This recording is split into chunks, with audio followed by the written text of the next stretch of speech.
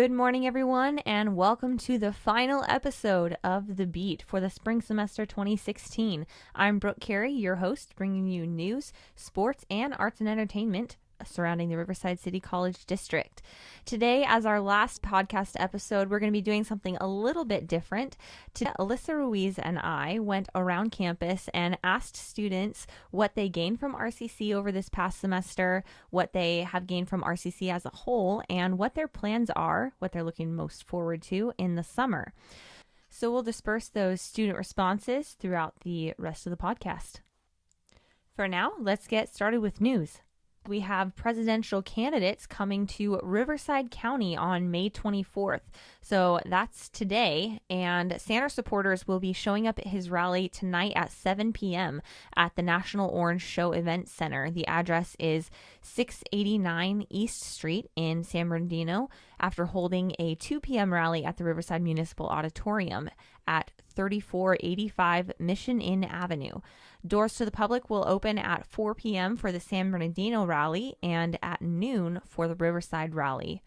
Clinton and rally backers will be here at 5:30 p.m. at the Johnson Family Practice Center, an athletic training facility located at 900 University Avenue on the UC Riverside campus. And the campaign was confirmed through a news release. And doors to the public will open at 3:30 p.m. Additionally, supporters of Republican presidential candidate Donald Trump plan a rally at 6 p.m. Tuesday at Mill Creek Cattle Company, 1874 Mentone Boulevard in Mentone. So if you're interested in going to see those presidential candidates and supporting them or hearing from them, then feel free to join those rallies. Next up, RCC Model United Nations has won yet another set of awards from its recent MUN conference. During the conference, the RCC MUN team claimed 3 of the highest outstanding delegate awards.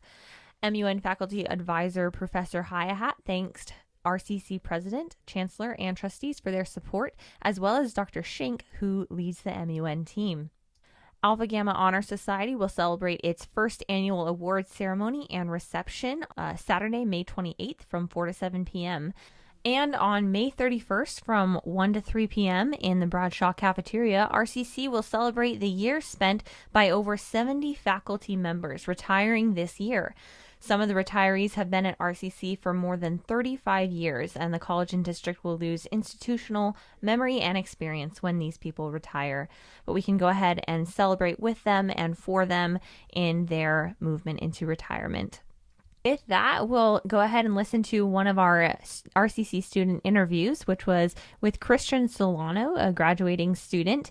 And we asked Christian what he gained the most from RCC this past semester and what he's looking to do in the summer and the fall. So let's listen up. I feel like overall my experience at RCC, not only in this past semester, but in the years that I've been here, has given me, I guess, more of an appreciation to community colleges and what that can ingrain into the students that come here, as far as, taking the education, the interaction between the professors and the students more personal. So here you have a kind of like a particular closer connection. Helps them find where do they want to go with their interests. So it's not only just like, oh, you like music?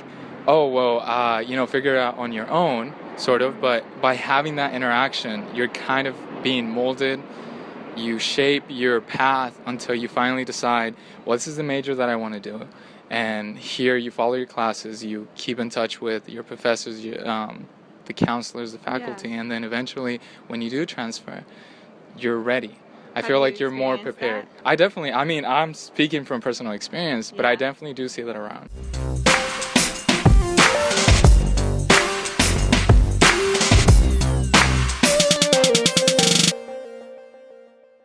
We're back one last time with Alyssa Ruiz for Arts and Entertainment. Hey, Alyssa. Hi, good to be back. Also sad to be back just because it is our last time, but... I know. A little depressing, but we're looking forward to summer and to the fall podcast also. Definitely, yes. So make sure to tune in back in the fall because there will be more podcasts. Woohoo! So what do we got for Annie? Yeah, so this week we have a review from the film Money Monster, and we have a recap of Sunday's Billboard Music Awards. So let's get into it. The film Money Monster is a thriller filled with satire that reveals why our financial system is corrupt and why the media can't always be trusted. A-list stars George Clooney and Julia Roberts played main characters in the film, directed by Jodie Foster, and this marked her 4th movie that she has ever directed.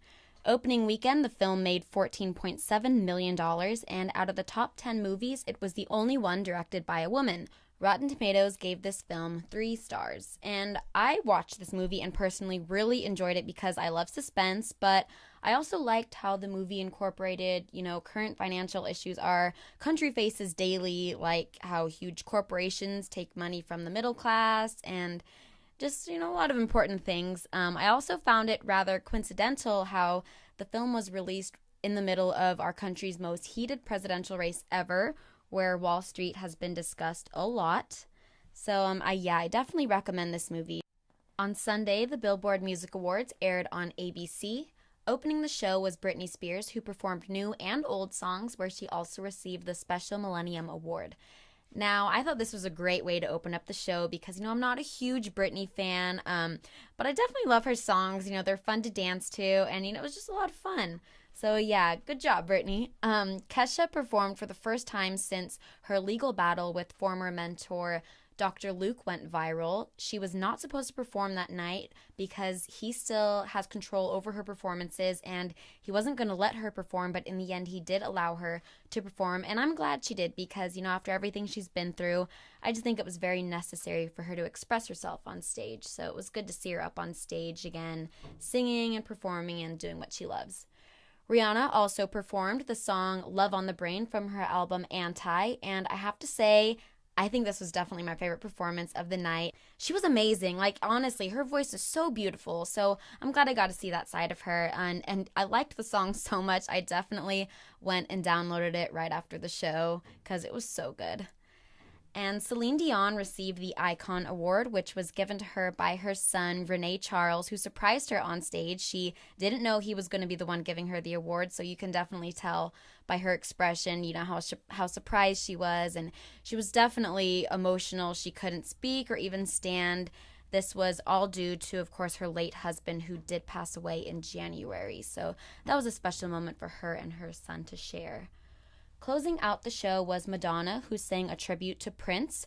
Her outfit, the lights, the stage, everything was all lit up in purple, and it was just, I really enjoyed the tribute. I know a lot of people didn't want her to actually be the one to do the tribute to Prince, but I think she did a really good job. And Stevie Wonder even came out and joined her, and they sang Purple Rain together, and he wore purple. He had on a purple scarf. So yeah, I thought it was a really good way to end the show. Winners from the evening included Adele for Top Female Artist and Artist of the Year, Justin Bieber for Top Male Artist, Drake for Top Rap Artist, Luke Bryan for Top Country Artist, and Fetty Wap for Top New Artist. Well, Brooke, that's it. That's all I have for you this week for our very last podcast. Our last Annie podcast. Our last one together. Well, thank you so much for all of the great news and reviews, Alyssa. And hopefully we'll see you back this fall. Yes? Yes? No. This is my last semester here. I'm transferring out. All right, listeners, out. say goodbye to Alyssa. It's been great being on here, and it's been so much fun. Definitely sad to say goodbye. It went by so quick this semester did. It did. And the next A&E host is going to have to top you, so auditions will be accepted over the summer. If our listeners are interested, let us know. You can send it to the editor-in-chief, which will be Laura Tapia this fall. Great. All right. Well, thanks, Alyssa. Always a pleasure.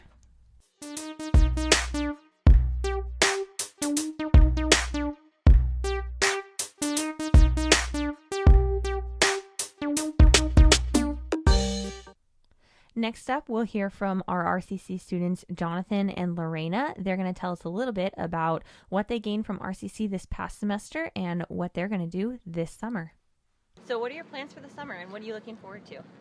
In the plans for the summer right now, I'm planning on getting a new job, and my dad is working in some kind of businesses. So I'm planning on talking to him to give me a walkthrough of how to set up the business plans and everything and carry it through, the finances and everything. And probably aside from that, go to parties, the beach.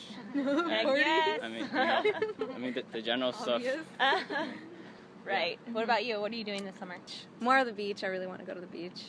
And then, just really want to explore. Yeah. Well, thank you guys so much for talking with us.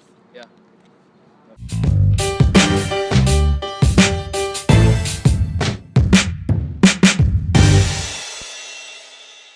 For sports this week, we have a Riverside City College swim and dive team finishing 4th in state on the third and final day at the California Community College Athletic Association Championships, hosted at East Los Angeles College on May 5th through 7th.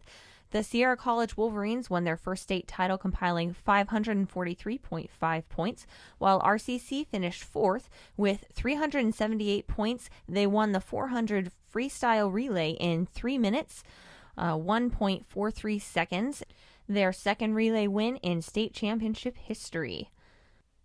The women's swim and dive team, on the other hand, finished 8th in the CCCAA state championships. Tigers' Emily Martin added 39 points to the team, placing in 2 events. She secured a 4th place finish in the 100 free with a time of 53.49 seconds. Also contributing to the team was the 2-time Diver of the Year, Emily Dunkerson. Dunkerson finished 2nd in the 3-meter diving event with 209.60 points. In 2015, she won the event with a total of 235 points. She also finished 1st in the 1-meter diving event with 209.8 points in the first day of the state meet. The RCC Tigers baseball team lost a hard-fought playoff series against Golden West in the CCCAA Southern California Regional second-round playoff series on May 15th, effectively ending a surprising season. Golden West College prevailed 10-6 in Game 3 of the best-of-3 series after a 6-run 4th inning. Though they came up short this year, the season could be considered an overall success, especially after the Tigers took on the number 1 ranked state team Saddleback and scored a shocking upset after eliminating them from the playoffs, capping the series with a resounding 14-4 win in Game 3. The Tigers struck first in the top of the first inning with 1 out. Sophomore Casey Sheehan singled, and then Michael Darr doubled him to the third to set the stage for freshman Ryan Moda, who smacked a 3-run home run to the left field to give RCC a 3-0. Golden West, the number 3 seed in the regional playoffs, posted a pair of runs in the second inning and added a run in the third to tie the game at 3-3 before exploding for 6 runs, all unearned, and a 9-3 lead. Sheehan socked a 2-run home run with a 0-2 pitch in the top of the 6th inning to get RCC closer at 9-5 before Golden West countered with a run in its half of the 6th for the 10-6 final score. The RCC women's track team was helped by individual state championship victories to secure a second-place finish at the CCCAA Track and Field Championships on May 20th and 21st. Crystal Tejada led the Tigers in an 800-meter run, while Destiny Wiggins won first place in the triple jump. Tejada recorded the fastest time in the state this season in the 800-meter run, which was 2 minutes, 10 seconds, and 59 hundredths of a second. Wiggins, a fresh from San Jacinto, won the triple jump with a mark of 12.18 meters. On May 20th, the final day of the event, RCC sophomore Brianna Jacqueline placed 2nd in the 10,000-meter run with a time of 36 minutes, 45 seconds, and 19 hundredths of a second. Jacqueline was this season's SoCal champion and finished 3rd in the state in 2015. The Tigers compiled 80 points to finish behind defending state champion Cerritos College, which tallied 92 points. In 2015, RCC finished 3rd in the state with 65 points. Like the women's team, the men were powered by individual championships to secure the second-place spot. Joshua Silva won the individual championship in the 1,500-meter run, and James Jones in the shot put. Silva won the 1,500-meter run with a time of 3 minutes and 55 seconds and 65 hundredths of a second. RCC teammate Christian Malloy finished 3rd, 3 minutes, 57 seconds, and 50 hundredths of a second. Coming into the CCCAA championships, Silva was the state leader with a time of 3 minutes, 54 seconds, and 41 hundredths of a second. He was second at the CCCAA Southern California Championship on May 14th. Jones won the shot put with a mark of 16.96 meters. Jones won the SoCal Championship with a mark of 55 feet and 1 inch. Additionally, the Tigers collected 4 second-place finishes and 4 third-place showings, including Malloy's effort in the 1,500-meter run. The Tigers compiled 99 points to finish behind defending state champion Mount San Antonio College, which tallied 148 points. Overall, we're really proud of our RCC Tigers and their performance in the CCCAA championships, and we're looking forward to the next season. Sports out. And we just want to thank all of our listeners for following with us and The Beat throughout this past semester. It's been a pleasure to host news, sports, and arts and entertainment for you, and we are looking forward to the fall.